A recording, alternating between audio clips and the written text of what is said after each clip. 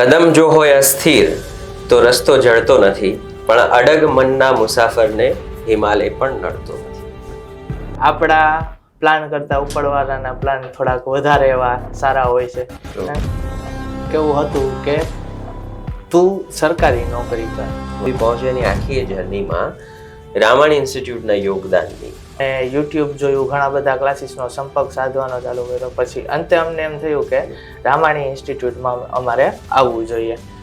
એટલું જ નહીં, આપણી સંસ્થા માટે રામાયણ ઇન્સ્ટિટ્યૂટ માટે ખૂબ જ ગૌરવની ક્ષણ છે કે કુલ 241 જે મેઇન્સ ક્રેક કરનાર ઉમેદવારો છે એમાંથી 150 આપણી ઇન્સ્ટિટ્યૂટના છે, કે જેને લીધે પરિવારના થોડોક બહારના સભ્યો દ્વારા કહેવામાં આવતું કે છોકરાને કેટલોક ભણાવશો. શું કહેવામાં આવતું કે છોકરાને કે હવે તમે કેટલોક ભણાવશો, એ કે જો આટલું બધું ભણાવશો તો સરકાર કોને કોને નોકરી દેશે.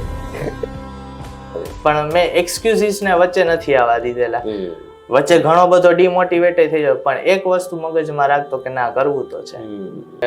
પછી તે સમયે મેં જોયું કે પપ્પા ફીસ ભરવા માટે એલિજિબલ એટલા બધા ના થઈ શકે. હું એવું માનું છું કે જો તમારો ગોલ ક્લિયર હોય શકે તો કોઈ પણ વસ્તુ તમારા માટે સેકન્ડરી હોય.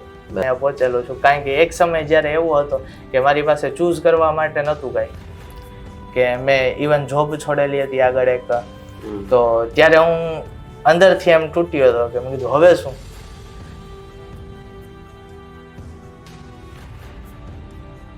આપણે એક વાત એ કરીએ કે જે લોકો અત્યારે પ્રિપરેશન કરે છે અથવા તો ઇન ફ્યુચર પણ પ્રિલિમ્સ ક્રેક કરી મેઇન્સ આપશે, આ પર્ટિક્યુલર રિક્રુટમેન્ટ અને આ સિવાયની પણ બીજી. અત્યારે મેં ઘણા એવા સ્ટુડન્ટ્સને જોયા છે કે જે વાંચેલું હોય એ ના આવે, તો એ વસ્તુ એમ કહે છે કે આવું તો આપણે કોઈથી જોયું જ નહોતું. અને એવી રીતે પેશન છે એ સિલેક્શન સુધી આપણને લઈ જાય છે. એક વસ્તુ હજી હું એક કહેવા માંગુ છું કે જો તમારી નીતિ સાચી હશે, તમને ખુદને ખબર હશે કે તમે સાચા છો, તમે પોઝિટિવ છો, તો આજુબાજુનું ઓટોમેટિકલી ઓરા જે છે તમારો એવો જ ક્રિએટ થશે ને આજુબાજુનું જે એન્વાયરમેન્ટ છે એવું જ ક્રિએટ થાય.